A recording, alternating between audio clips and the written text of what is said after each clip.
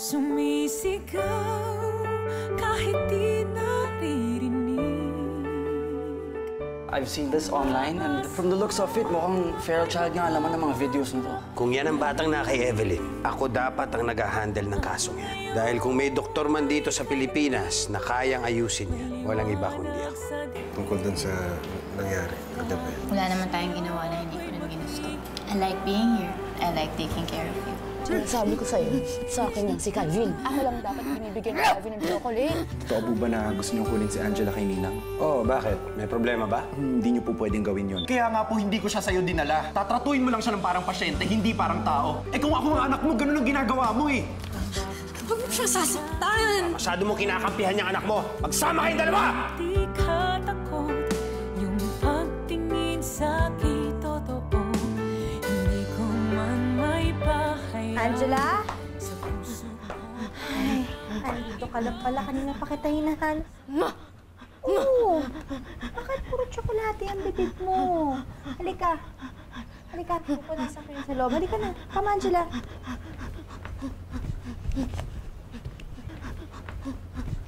Dr. Medrano? Yes? Sino sila? I'm from Social Welfare. Oh. Tuloy po. Pasok ko kayo. Ano ho yun? I'm Judy Castro. Hello? I'm the social worker assigned to Angela's case. I have a few questions about her. Okay, sige ho. Ito na ba si Angela? Oo, yan si Angela. Hi, Angela. Angela, no! Angela! Angela! No, no! No, no, no.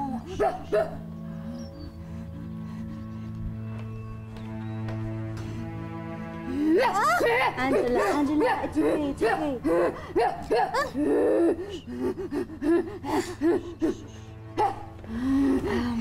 Pasensya ka na. Hindi ka pa kasi niya kilala, kaya ganyan siya eh. Angela, Angela, tingnan mo ako, ha? Kaibigan natin si Miss Judy, ha? Kaibigan natin siya. Come, come. Ito mo siya. Okay lang yan, don't worry. Pag ganyan siya, ibig sabihin okay na siya sa'yo. Oh, halika na, let's go inside. Come on, Angela, pasok na tayo sa loob. Okay na siya sa'yo na. Halika na, pasok na kayo. Pasensya ka na, ha?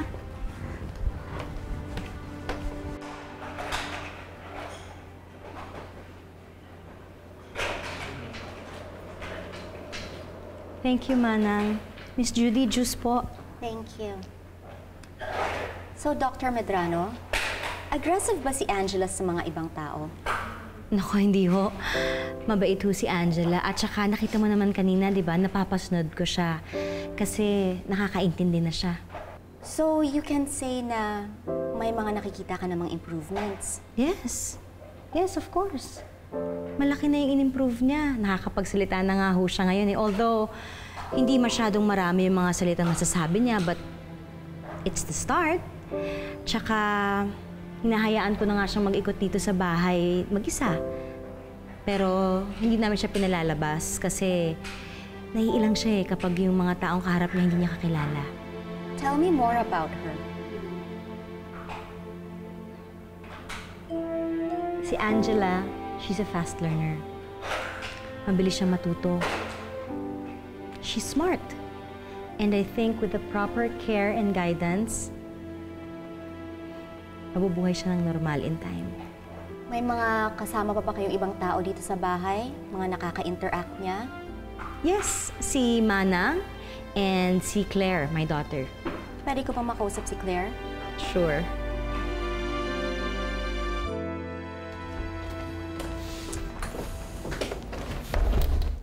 Bakit kasi sinagot mo ang daddy mo?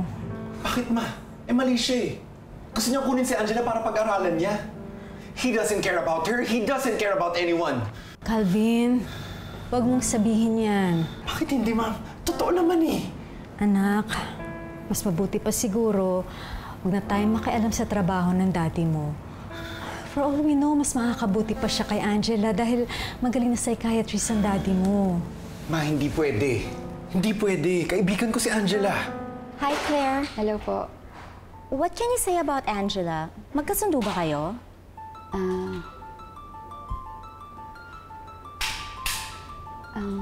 Totoo po kasi niyan, natatakot po ako sa kanya. Bakit naman? Sabi ng mami mo, hindi naman siya aggressive. Miss Judy, you have to understand. Kaya pinaprotektahan ni Mami si Angela kasi naaawa lang siya. Meron nga diyong isang beses, kinagat niya si Mami. Kaya nga po, natatakot ako, Miss Judy. Ayoko pong gawin niya sa akin yun. Kasi wild po talaga siya eh. Tsaka halos araw-araw po talaga, halos natatakot ako sa pwede niyang gawin para sa amin ni Mami.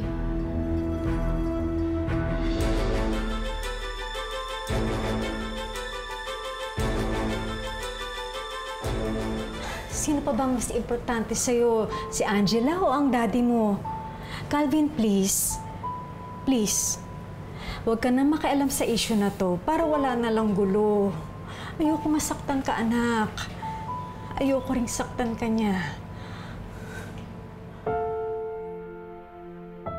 Dr. Medrano, totoo bang kinagat kayo ni Angela?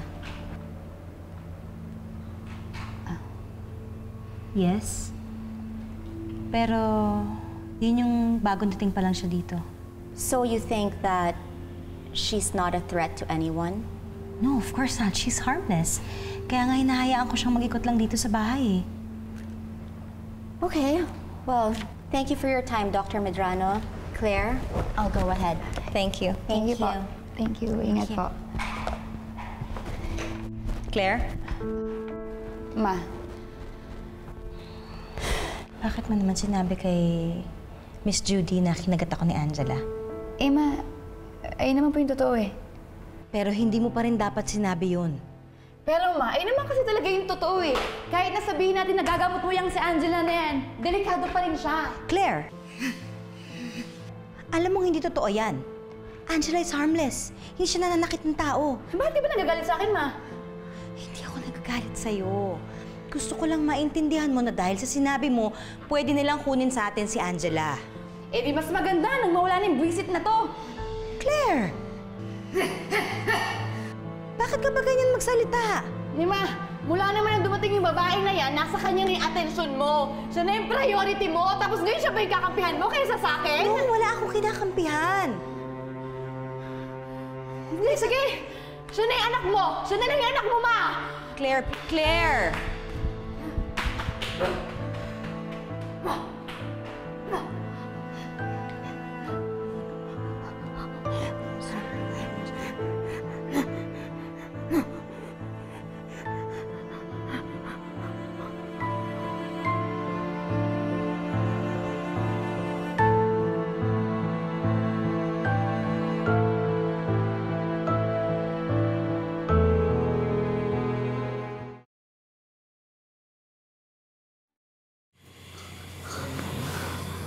It's okay, Angela. Sige na, pahinga ka na. It's okay, it's okay.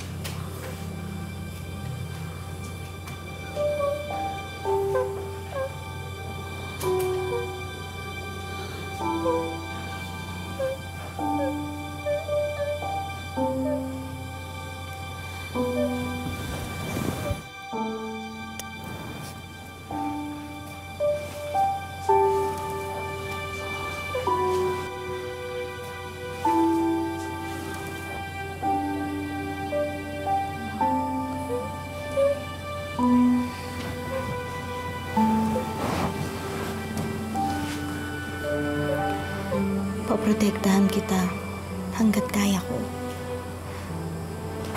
At hindi ako papayag na kunin ka nila sa akin.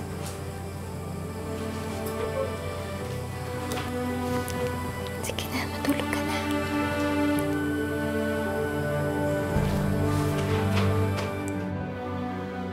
Claire?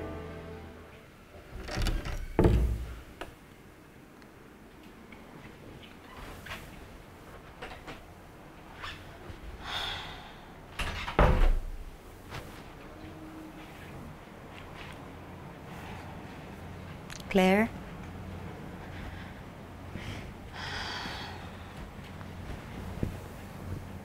Alam kong gising ka. Pasensya ka na kung nagalit ako sa'yo kanina. Hindi ko sinasadya. Nag-alala lang ako sa pwedeng mangyari kay Angela. Huwag mo namang isipin na kinakampihan ko siya kaysa sa'yo.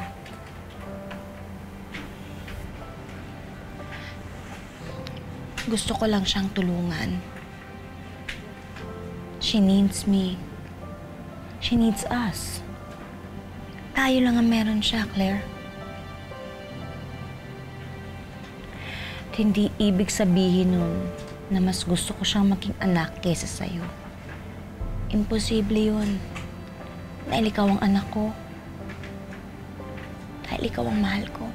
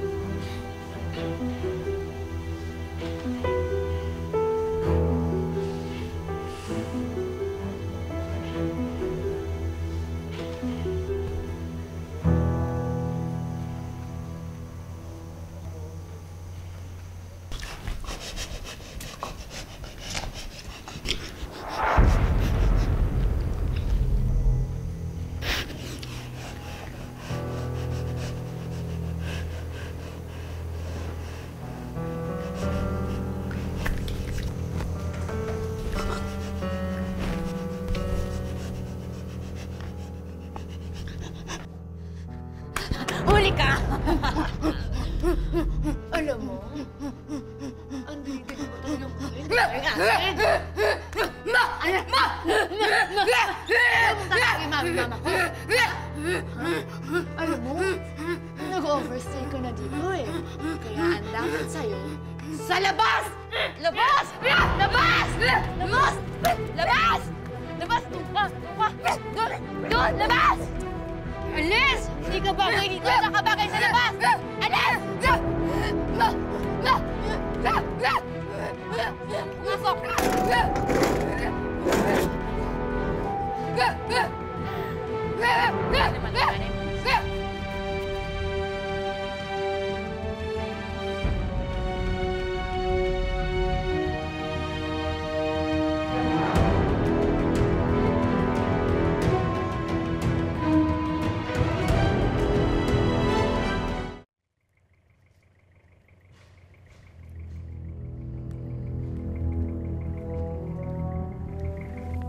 Askal ata yan, pre.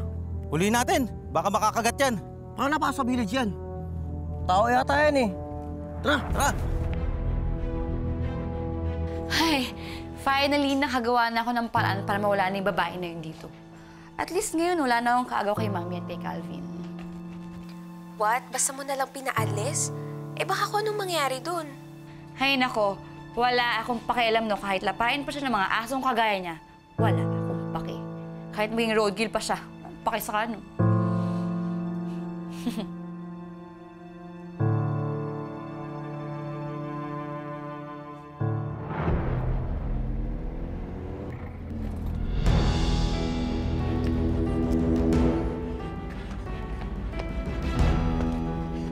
Hindi ko nakitang tumawid eh. Sige po, dali na lang po sa ospital. Isakay nyo na sa sasakyan, dali. Sige po.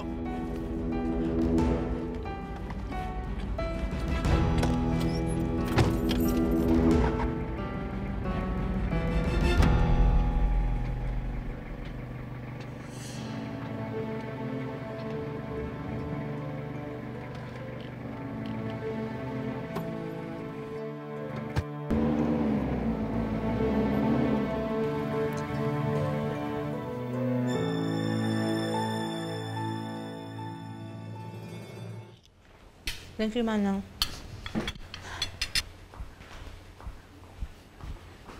Good morning, Ma! Mwah. Uy, sarap. Good morning. Hindi ka na magalit sa akin? Hindi na po. Tama ka naman, May. Alam ko po na tayo lang yung pamilya ni Angela dito. So we should be protecting her. Thank you for understanding. Nga pala, nakita mo ba si Angela? Hindi po. Baka po nasa kwarto niya, Ma. Wala nga dun eh. Tinignan ko na eh. Saan na kaya yung batang yan? Claire, okay lang ba? Hanapin ko lang si Angela, ha? Sandali lang, ha? Sure, Ma. Angela? Angela?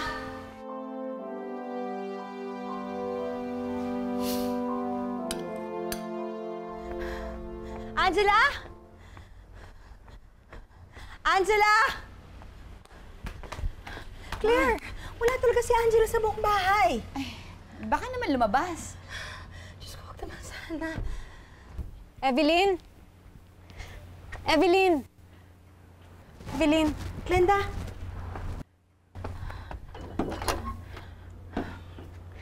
Evelyn, kailangan natin mag-usap tungkol kay Angela. Ako, Glenda, tsaka na lang tayo mag-usap. Ang laki ng problema namin. Nawawala si Angela eh. Ha? Hinanap niyo po ba sa buong bahay?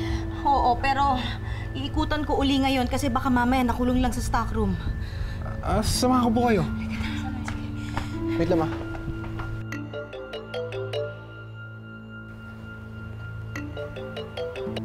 Hello, Francis. Glenda, nasan ka ba? Nakala Evelyn. Ano ginagawa mo dyan? Gusto ko sana mag-usap kami tungkol kay Angela. Dahil ayoko nagkakagulo kayo ni Calvin. Hindi ba sinabi ko na sa'yo, huwag kang makikialam? Hindi ko naman siya nakausap. Nawawala kasi si Angela dito sa bahay. Ha? Nawawala ang feral child? Oo, hinahanap na nila. Sige. Hello?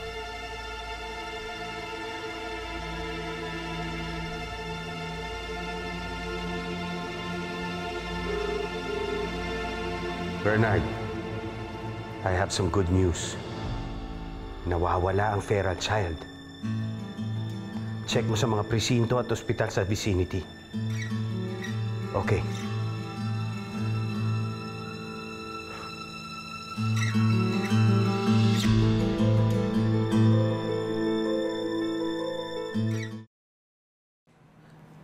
Kung ano-ano na lang napapanood online, no? Kakaiba talaga mundo ngayon. Ano, Brother Ness? Sama ka sa reunion mamaya.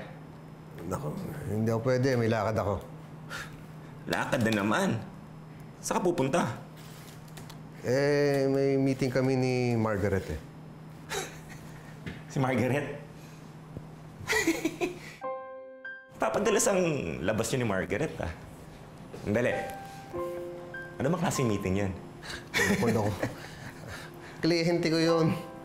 Tsaka, gabi lang siya kung pwede, kaya pupuntahan ko. Pero papansin ko lang, ah. Papadalas ang labas niyo. Wala naman siguro masama ron. Lalo na't ngayon, gusto paayos ni Evelyn yung annulment namin.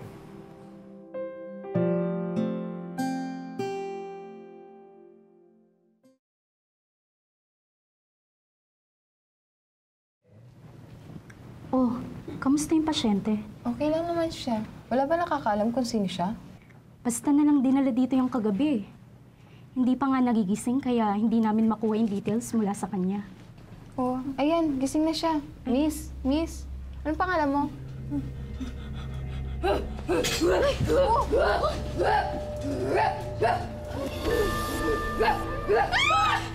Ay! Tulungan niyo kami! Tulong! Huwag niyo bilhin! Huwag niyo yan! Baka magagat yan! Ano, hindi niyo man lang ba siya nakita? Hindi naman kasi siya makakalabas ng village kung hindi siya dumaan dun sa gate. Aso po ba siya kung tumakbo? Oo, siya nga yun. Ano nangyari sa kanya? Nakatakbo po siya palabas ng gate ng village. Tapos nabundol po siya ng isang kotse. Nasaan na siya ngayon? Ang sabi po ng driver, dadalhin daw po sa ospital. Kung ganun, kailangan natin pumunta sa pinakamalapit na ospital. Sasamahan ka na namin ni Calvin.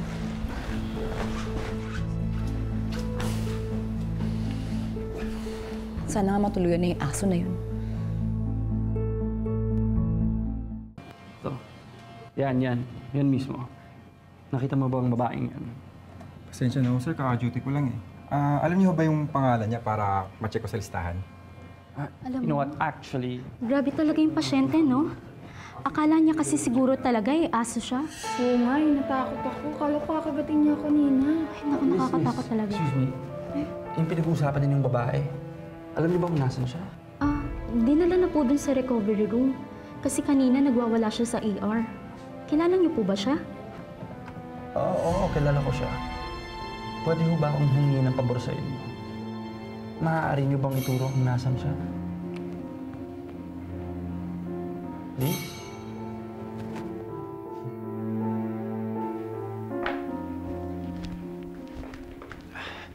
Excuse me po, miss. Tatanong ko lang kung saan naka-admit tong babaeng to.